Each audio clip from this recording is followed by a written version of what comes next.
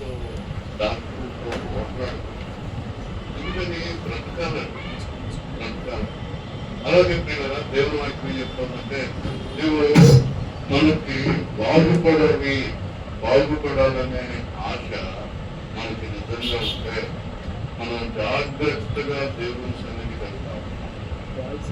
ఒక స్టూడెంట్కి జాగ్రత్తగా దేవుడు నేను ఉన్నతమైన స్థితికి వెళ్ళాలి, నా తల్లిదండ్రులు ఆర్థికంగా ఎన్ని ఇబ్బందులు పడుతూ ఉన్నారు, దేవుడు నాకు అలాంటి పరిస్థితి రాకూడదు, నా బిడ్డలకు అలాంటి పరిస్థితి రాకూడదు అని గనక ఆలోచించే వ్యక్తులైతే, స్టూడెంట్స్ అయితే వాళ్ళు ఏం చేస్తారు, జాగ్రత్తగా వెళ్తారు. కానీ దీనికి వెళ్ళటమే కాదు, శ్రద్ధగా ఉంటారు, మంచి మార్పులు. అలాగే ఇక్కడ దేవుని వాక్యం చెప్తుందంటే ఇక్కడ ఈ భక్తుడు దేవుని సన్నిధిని ప్రేమిస్తాము. సైన్యములకు అధిపతి యెహోవా మీ నివాసములు ఎంత యెహోవా మందిరావరణంలో చూడవలనని నా ప్రాణము ఎంతో ఆశపడుతున్నది. జీవము గల దేవుని దర్శించుటకు నా హృదయమును నా శరీరమును ఆనందంతో కేకలేస్తాను. శరీరం కూడా కేకలేస్తాను. ఆ కేకలు ఎవరికి అర్థం కావు, కానీ తనకే అర్థం. అయితే దేవుని మందిరాన్ని మనం జాగ్రత్తగా ప్రేమిస్తాం. మన జీవితాన్ని మనం నిజంగా ప్రేమించుకోగలిగితే, మన జీవితాన్ని మనం నిజంగా ప్రేమించుకుంటే, ఒక స్టూడెంట్ తన జీవితాన్ని తన ఘనంగా ఊహించుకొని దాన్ని సాధించాలని ఆశపడితే ఏం చేస్తుంది, స్కూల్ మానేస్తా ఉంటా, మొదటి పీరియడ్ ఎక్కడుతా ఉంటా కాదే. అలాగే ఒక వ్యక్తి బాగుపడాలని కనుక నిజమైన ఆసక్తి, నేను ఒకప్పుడు అందరిలాగానే లోకంలో అన్ని విధాలుగా చెడిపోయిన వ్యక్తిని, కానీ ఒక దశ వచ్చినాక బాగుపడాలని ఆశించాను. ఇంకా లోకంలో ఎక్కడికి వెళ్ళినా అవకాశం లేదు, దేవుడు తప్ప వేరే దారి లేదని అనిపిస్తుంది. ఇక దేవుని సన్నిధికి వెళ్ళకుండా నేను ప్రార్థన 8 గంటలకు ప్రార్థన ఇచ్చాను. నేను 7ంటికే ఇంట్లో బయలుదేరి నేను ఏకాంతంగా స్టేడియంకి వెళ్ళి కొద్దిసేపు ప్రార్థన చేస్తున్నాను. ఈరోజు మీ సేవకుడిని నా కొరకు సిద్ధం చేయండి. నేనేం చేస్తే నా జీవితం బాగుపడుతో, నేను ఎలా ప్రవర్తిస్తే నాకు చేయవచ్చుతో, మీ సేవకులు ప్రసంగం చేస్తామని నాకు అర్థం అవ్వాలి. ప్రభా, నా కొరకే మీ సేవకుల్ని సిద్ధం చేయవా అని కొంచెం సేపు ఏకాంతంగా ప్రార్థన చేసుకొని అప్పుడు దేవుడి మందిరానికి నేను వేటి కోసం పోరాడుతున్నాను. ఇగో ఏ పరిస్థితులు, ఏ సమస్యలతో నేను పోరాడుతున్నాను, భయపడుతున్నాను, వాటికి ఎలా జయించాలో దేవుని సేవకులు చెప్తా ఉంటారు. ఆ రీతిగా దేవుని సన్నిధికి వెళ్ళి దేవుడు తన వాక్యం ద్వారా, తన సేవకుల ద్వారా నాతో మాట్లాడటానికి నేను ఎన్నోసార్లు దేవుని వాక్యం చెప్తామంటే, ఒక వ్యక్తి దేవుని మందిరాన్ని ప్రేమిస్తుంటే వాళ్ళు దీవించబడతారు. చాలా మంది ఏదో అలవాటుగా ఒత్తుగా దేవుని సన్నిధికి వస్తారు, కానీ సరైన గ్రహింపుతో దేవుని సన్నిధికి రావాలి. దేవుని సన్నిధిని ప్రేమించాలి, సంఘాన్ని ప్రేమించి ఆ సంఘం అభివృద్ధి కోసం ప్రయాసపడాలి. ఒక సంఘం అభివృద్ధి కోసం కనుక మనం ప్రయాసపడతా ఉంటే అది చాలా ఉన్నతమైన వ్యక్తి. మనం ప్రేమించుకోవటమే, అది కూడా మనం ప్రేమించుకోవటానికి మనం ప్రార్థనకి వెళ్ళాలి, మందిరానికి వెళ్ళాలి, ఒక విశ్వాసి వ్యక్తి పెరుగుతున్న కొలది దేవుని మందిరాన్ని ప్రేమించాలి. దేవుని మందిరంలో గడపడం చాలా సంతోషంగా ఉంటారు. దేవుని మందిరాన్ని కనుక ప్రేమిస్తుంటే వాళ్ళ కుటుంబాలు వర్ధిల్లుతా ఉంటాయి. నా మాటలు కాదు కానీ బైబిల్లో చూడండి కదా, కీర్తన గ్రంథం 122 కీర్తన, కీర్తన గ్రంథం 122 కీర్తన 6వ యెరూషలేము యొక్క క్షేమము కొరకు ప్రార్థన చేయండి. యెరూషలేమా, నిన్ను ప్రేమించువారు వర్ధిల్లుతారు. యెరూషలేమా, నిన్ను ప్రేమించువారు వర్ధిల్లుతారు. ఒక స్టూడెంట్ చదువుని కనుక ప్రేమిస్తే ఏదో తనకి ఉన్నతమైన ప్యాకేజీలో ఉద్యోగం రాదా, ఉన్నతమైన ప్యాకేజీలో ఉద్యోగం రాదా, తను ఎంత చదువుని ప్రేమించిందో అంత వర్ధిల్లుతారు. నువ్వు ఎంత చదువుని ప్రేమించినా దేవుణ్ణి ప్రేమించకపోతే, నాకు ఇప్పుడే ఒక మెడికల్ ప్రొఫెసర్ ఫోన్ చేసి ఒక పేషెంట్ ని ట్రీట్ చేసింది, అది ఫెయిల్ అయింది. ఇప్పుడు ఆ నింద ఎవరి మీదకి వస్తుందో. తన పెద్ద ప్రొఫెసర్ తన దగ్గర పీజీ ఎంబీబీఎస్ తర్వాత ఎంపీ పీజీ చేసే వాళ్ళకి ప్రొఫెసర్ అయితే ఏవో తను ట్రీట్మెంట్ ఇచ్చింది, అయితే అది ఫెయిల్ అయింది. ఏం చేస్తుంది? అందుకని బైబిల్లో ఏమని రాస్తున్నట్టు పరిశుద్ధులైన పౌలు గారు తిమోతికి రాస్తూ ఏమని చెప్తారు చూడండి పిల్లరా. తిమోతికి రాసిన 2వ పత్రిక, తిమోతికి రాసిన 2వ పత్రిక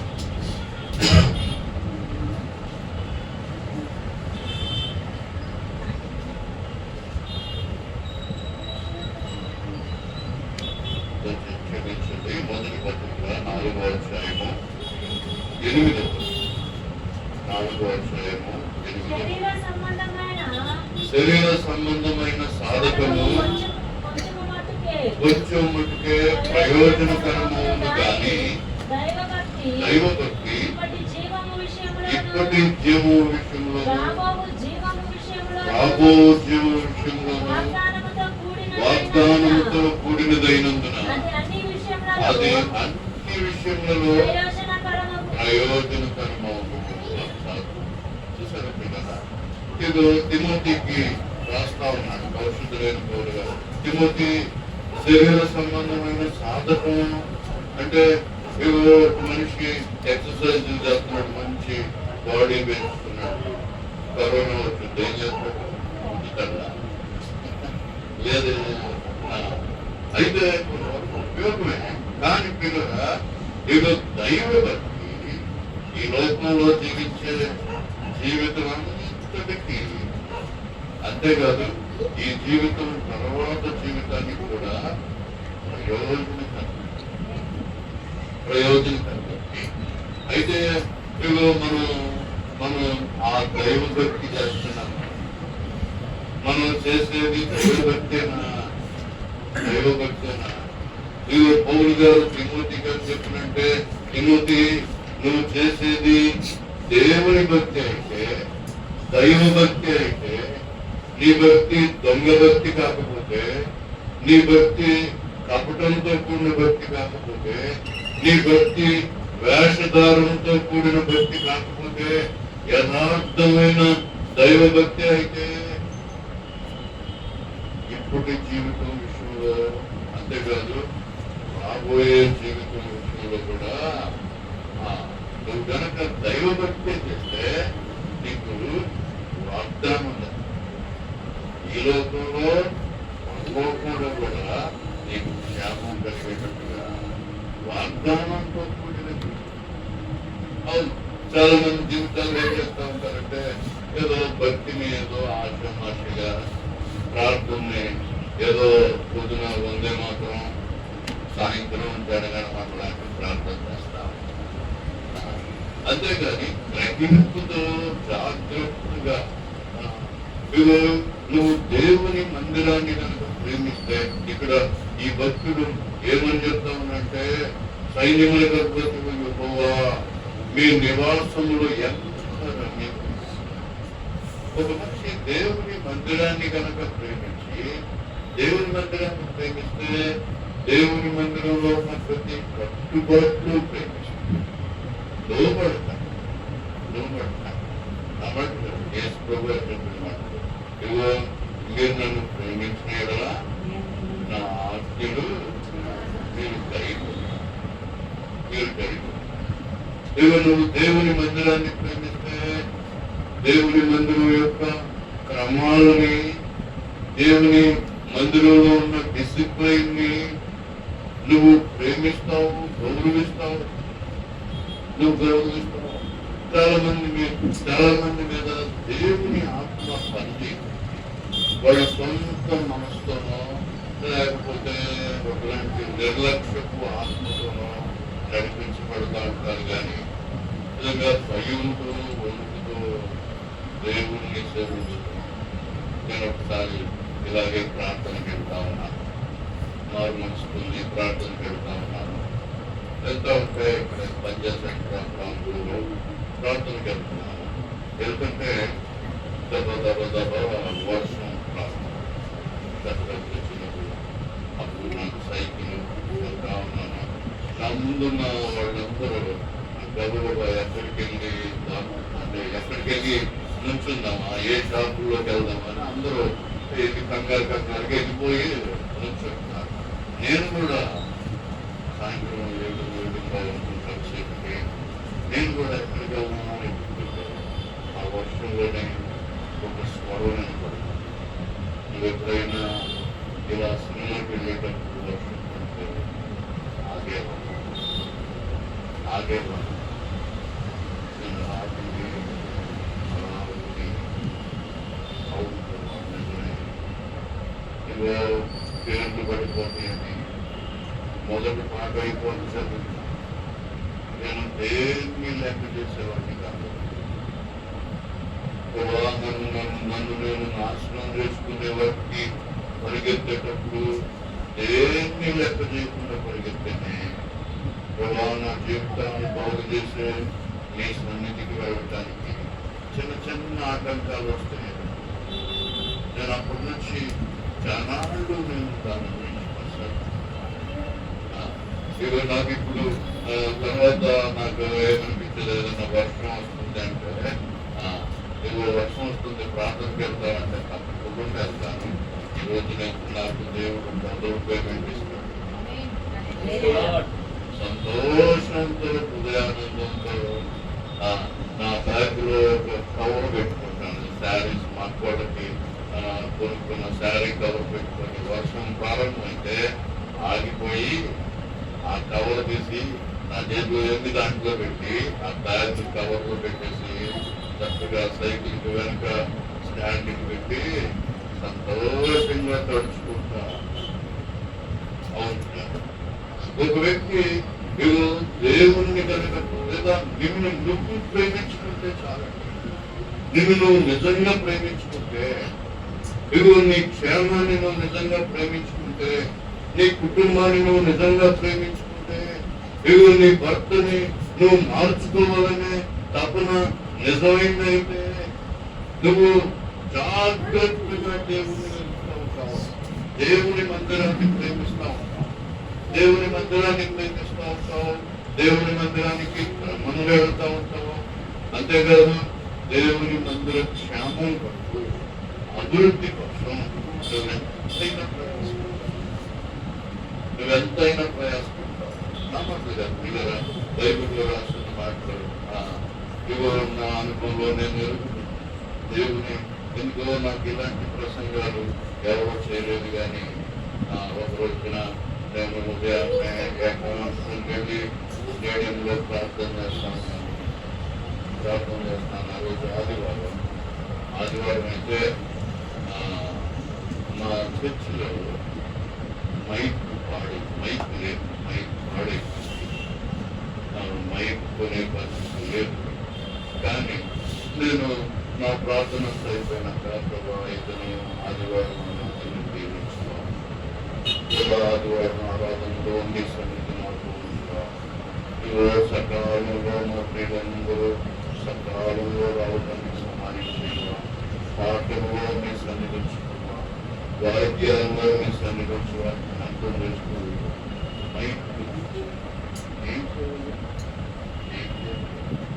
చాలా వేదన అయిపోయింది, చాలా వేదన అయిపోయింది.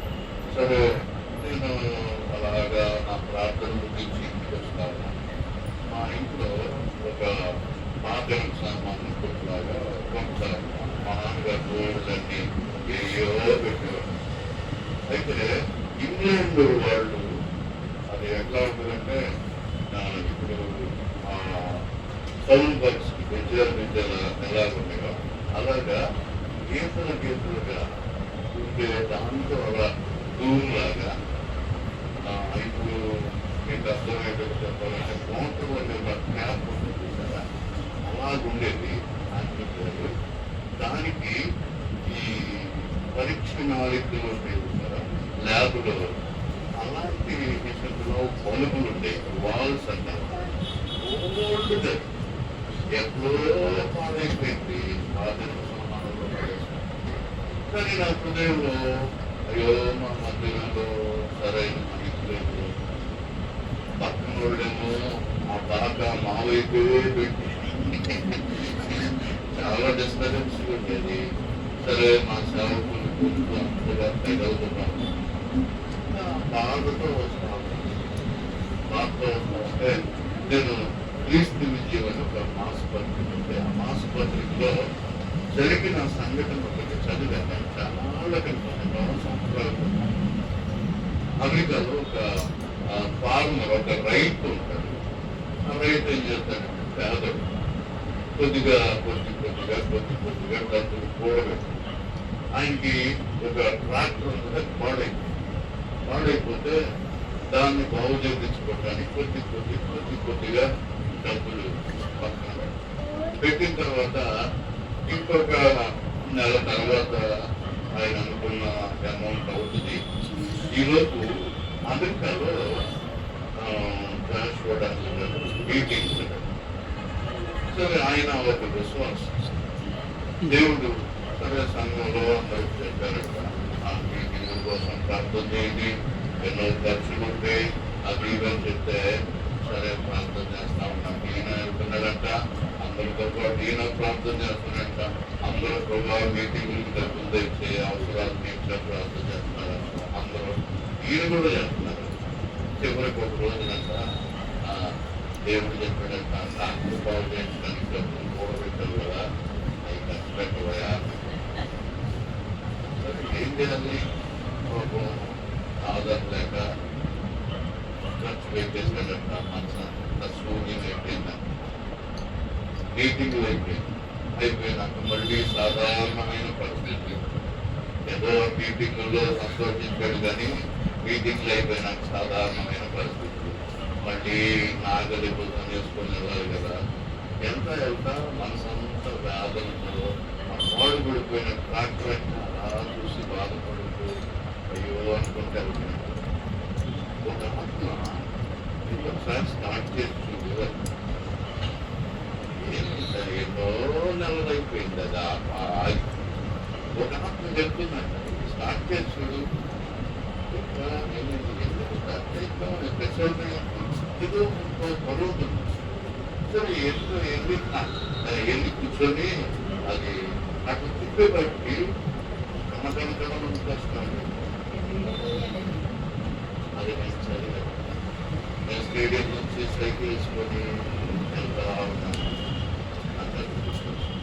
ఎందుకు నాకు కూడా బయటికి ఒక బ్రష్ తీసుకొని దులిపి గుడ్నెట్ ఇచ్చేసి అంటే కనకన మోదు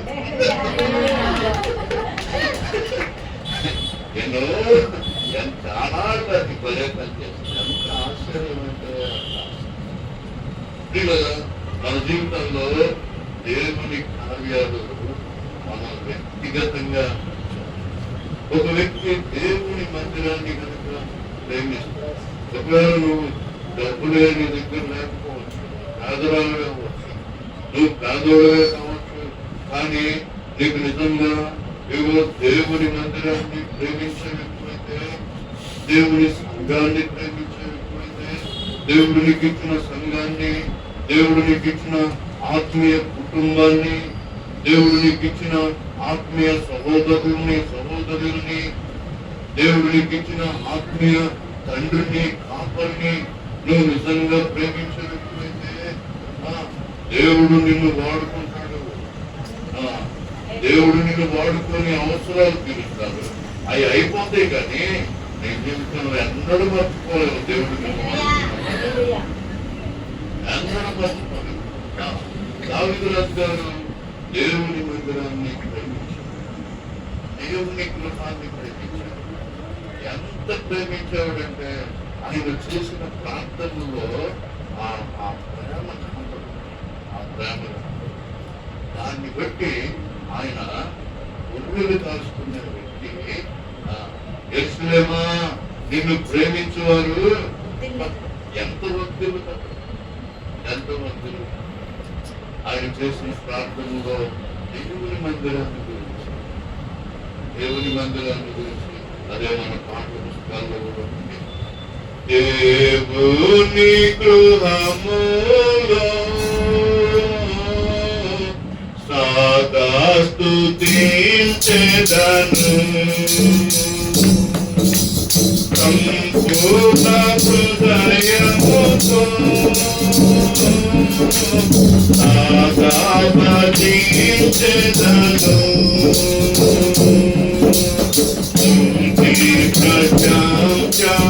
తకు యోగ్యుడేసు హల్లెలూయా ఆమేన్, హల్లెలూయా ఆమేన్. ఓ యేసు నీ ప్రేమ ఎంతో మహానీయము,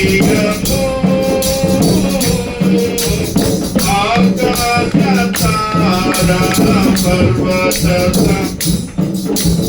ములకన్న గోపతి, ఆకాశ తారా పర్వత సముద్ర ములకన్న గోపతి. ఓ యేసు నీ ప్రేమ. దేవుని వైపు చెప్తుందంటే భక్తులైనటువంటి వారు దేవుని గృహంలో దేవుని ప్రేమ నీ ఎడల దేవునికి ఉన్న ప్రేమ దేవుని వాక్యాల ద్వారా. ఇందాక ఒక అమ్మాయి ప్రార్థన చేస్తాను, నేను ఆదివారం నాడు చెప్పిన వాక్యాన్ని, నేను ఆదివారం నాడు చెప్పిన వాక్యం ఏంటంటే, గిద్యోని గురించి చెప్పి, గిద్యోనికి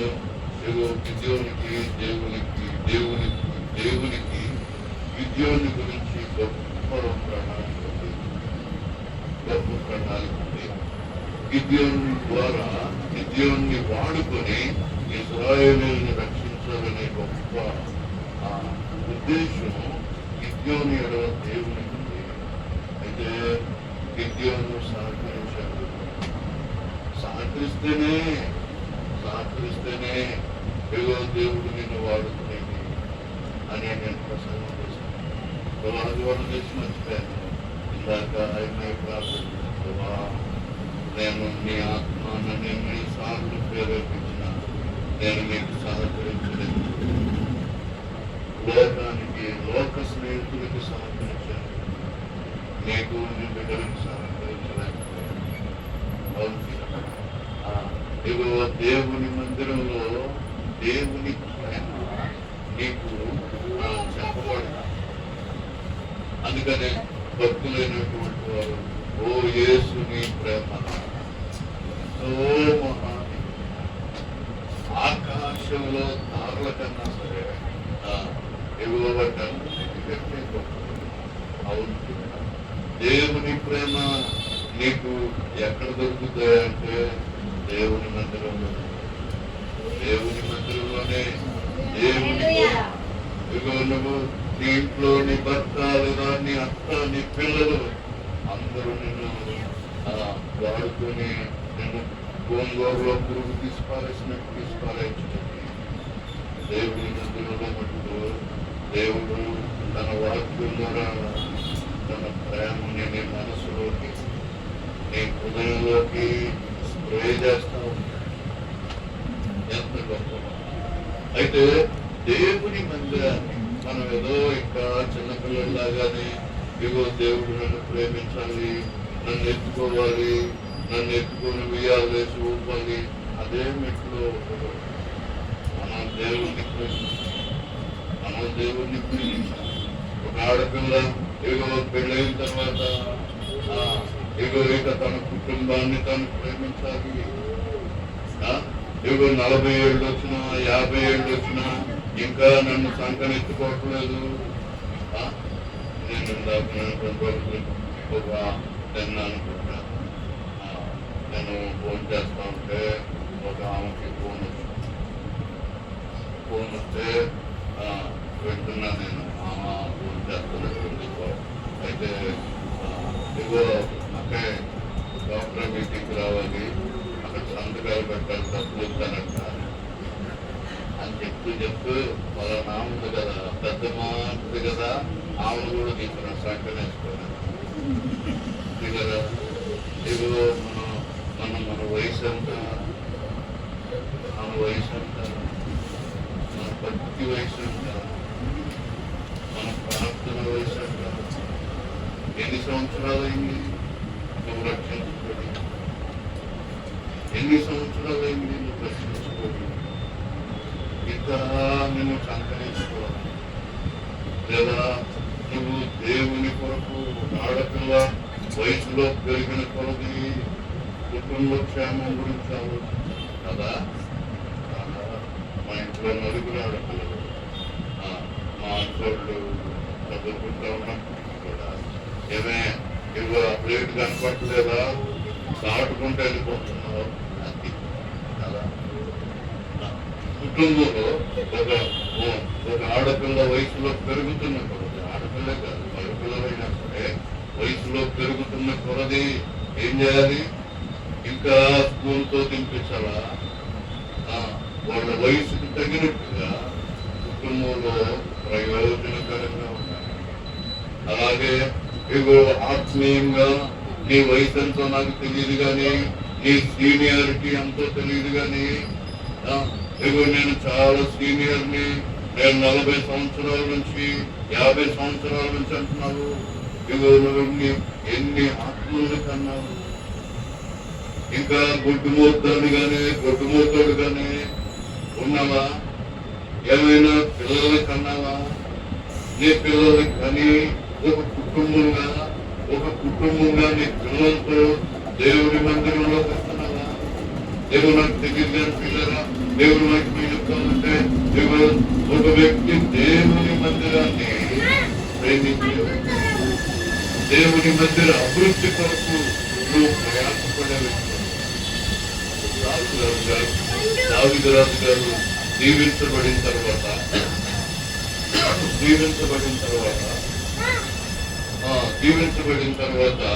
ఆయన చక్కగా ఈ మన అమరావతి రాజధాని కట్టుకున్నట్టుగానే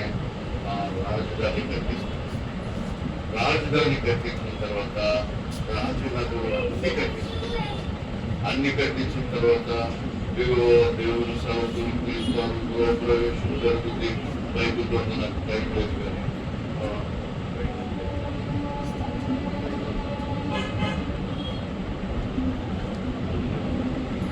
అయితే ఆయన అంతఃపురాన్ని కట్టించుకొని గృహప్రవేశం అయిపోతే, గృహప్రవేశం అయిపోయిన తర్వాత ఆ రాత్రి ఇక ఆ మంచం మీద నా తన ప్రవర్తన పిలిపించి చక్కగా గృహప్రవేశం అంతా అయిపోద్ది. అయిపోయినాక రాత్రి కూర్చోవాల్సింది ఆయనకి ఎంతో